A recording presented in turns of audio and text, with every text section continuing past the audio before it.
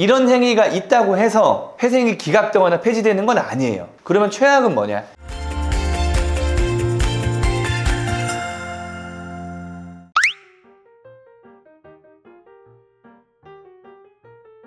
안녕하세요. 회생의 고수 김민성 변호사입니다. 도산법 관련돼서 우리 의뢰인들하고 상담을 직접 많이 합니다. 많이 하는데 변호사님 이거 돼요?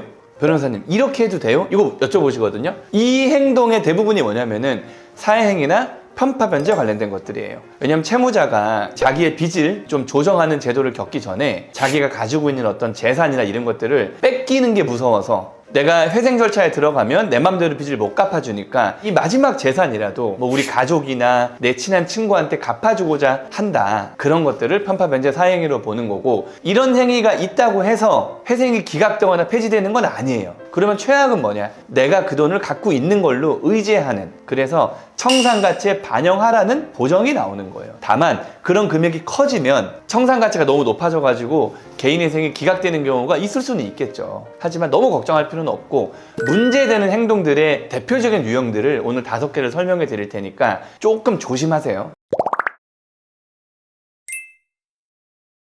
첫 번째가 뭐냐면 친족 등 특수관계인에 대한 편파변제예요. 대표적인 편파변제가 친인척이나 특수관계인한테 내가 지급불능의 상황, 그러니까 빚을 제대로 못 갚는 상황에서 갚아주는 거예요. 왜냐면 내가 가지고 있는 돈은 빚의 변제로 써야 되는 거예요. 빚의 변제로. 근데 이 모든 채권자들이 다 내가 빚 갚아주는 걸 기다리고 있는데 얘한테만 갚는다, 쟤한테만 갚는다. 그게 되겠냐고요. 내 돈을 왜 안 갚어? 이 말 바로 나올 거잖아요. 그러면 지급불능이 아닌 상황, 내가 남의 빚도 잘 갚아주고 있는데 우리 뭐 친척들 빚, 엄마 빚, 아빠 빚 갚아줬어. 그게 무슨 문제예요? 그런 거 문제 없어요. 그래서 저한테 여쭤볼 때 내가 엄마한테 뭐 1,000만 원, 2,000만 원 빌리고 100만 원씩 계속 주다가 최근에 너무 힘들어가지고 그냥 회생 들어왔는데, 그럼 기존에 엄마한테 줬던 돈은 편파변제고 사행이냐라고 하면 그건 아니라는 거예요. 만약에 해당 금액을 편파변제 사행이라고 본다 하더라도 부인권을 행사해서 뭐 엄마나 아니면 친구한테 돈을 빼갖고 온다라든가 이런 일은 거의 없습니다. 그냥 청산가치 반영하고 끝나는 정도니까 너무 걱정 안 하셔도 돼요.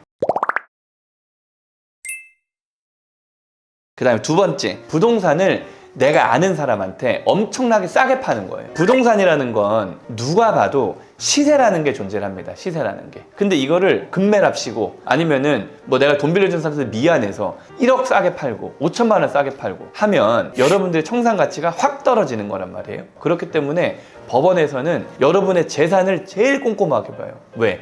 재산 이상만큼은 갚아줘야 되니까 내 재산이 변동되면 내가 갚아줘야 되는 금액의 미니멈, 하한선이 변동이 된단 말이에요. 딴 사람한테 2억짜리 집을 1억에 팔아가지고 돈 없다고 배째라고 하면 너무 억울하잖아요. 해당 그 차액만큼을 청산가치에 반영하라는 보정이 무조건 들어옵니다. 그리고 이런 경우는 다른 채권자들한테 사회행위 취소소송이라는 소송이 들어와서 재수없으면은 이 수익자, 그러니까 이 부동산 사간 사람 있잖아요. 그 사람한테 소송이 들어가서 그런 매매 행위가 취소되는 경우들도 있어요. 그러니까 조심하셔야 돼요. 내가 가진 부동산이나 차를 누구한테 싸게 넘기는 행위, 회생하기 바로 직전에 이거 되게 조심하셔야 돼요. 세 번째가 임차보증금을 은닉하는 행위예요. 대한민국에 있는 거의 모든 사람들이 부동산에 제일 많은 돈들이 들어가 있을 거란 말이에요. 전세 보증금, 아니면 내 집 하나. 근데 그 돈이 압류 1순위일 거잖아요. 그래서 집주인하고 숍을 봐가지고 전세계약서에 명의인을 바꿔달라는 이 행위가 어찌 보면 되게 쉬운 거야. 집주인이 협조만 해주면 집주인 입장에서는 아니 내가 이거를 남편한테 주든 마누라한테 주든 어차피 가족이니까 상관없는 거예요. 그래서 이거 바꾸는 경우들이 많이 있거든요.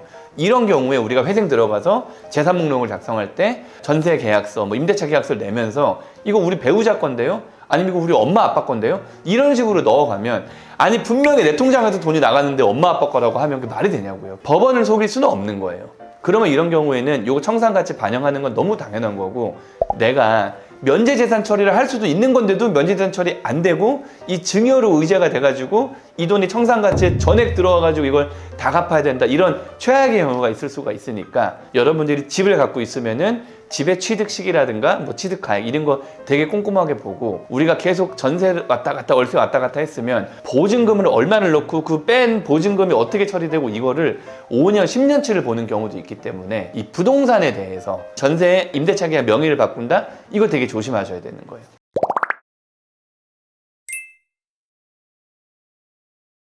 특정 채권자들한테 내가 부채 초과인 상태에서 내가 가지고 있는 어떤 재산 등에 뭐 담보권이라든가 질권이라든가 우선 변제할 수 있는 어떤 권리를 설정해 주는 거, 이거 대표적인 사행이고 법원에서 전혀 인정 안 해주는 거예요. 지급정지 이유, 아까 지급정지가 뭐라 그랬어요?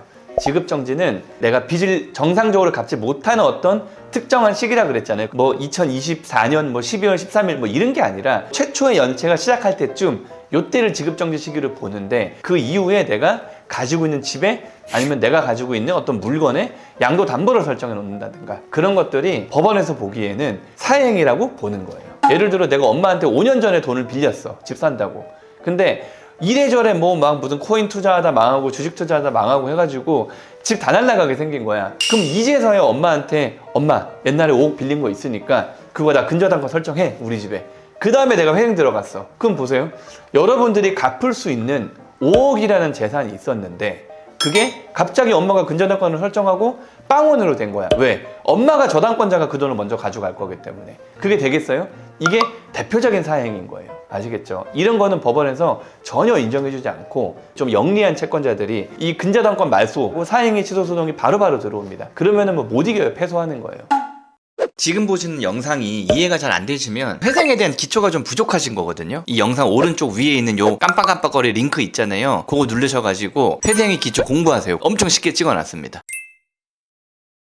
다섯 번째, 변제기 미들어한 채권을 우선 변제하는 거. 채권에는 변제 순서라는 게 있습니다. 회생채권에서의 변제 순서는 뭐 세금, 4대 보험 먼저 갚고, 일반 채권 먼저 갚고, 이자 후순위로 갚고 뭐 이런 것들이 있거든요. 그 순서를 무시하고 나에게 유리한 것들, 우리 집에 뭐 걸려있는 담보 먼저 갚고, 그 다음에 내 친구 거 먼저 갚고, 이렇게 변제기가 도래하지 않은 채권들을 내 마음대로 막 갚은 거야. 쉽게 얘기하면 이게 다 편파 변제인 거죠. 이런 편파 변제를 했을 때 법원이 뭐라고 생각하느냐. 아니, 너한테 빚을 못 받아가지고 지금 추심하는 애들도 있는데 너 유리하게 이렇게 편파 변제 쏙쏙쏙쏙 하면 되겠느냐. 예를 들어 옛날부터 밀려오던 것들을 야금야금 갚아낸다 하면 법원에서는 그거를 굳이 편파 변제를 보진 않아요. 왜냐면은 이미 연체가 시작돼갖고 연체 이율이 많이 있고 그 다음에 변제기가 이미 도래한 거기 때문에 이거를 먼저 갚는 건 되게 자연스럽단 말이에요. 근데 밀려있는 거 아무것도 안 갚고 변제기 도래하지도 않은 나한테 유리한 것들만 쏙쏙쏙쏙 갚는다면은 요건 편파 변제를 보고 청산가치에 반영하라고 하는 거예요. 구독과 좋아요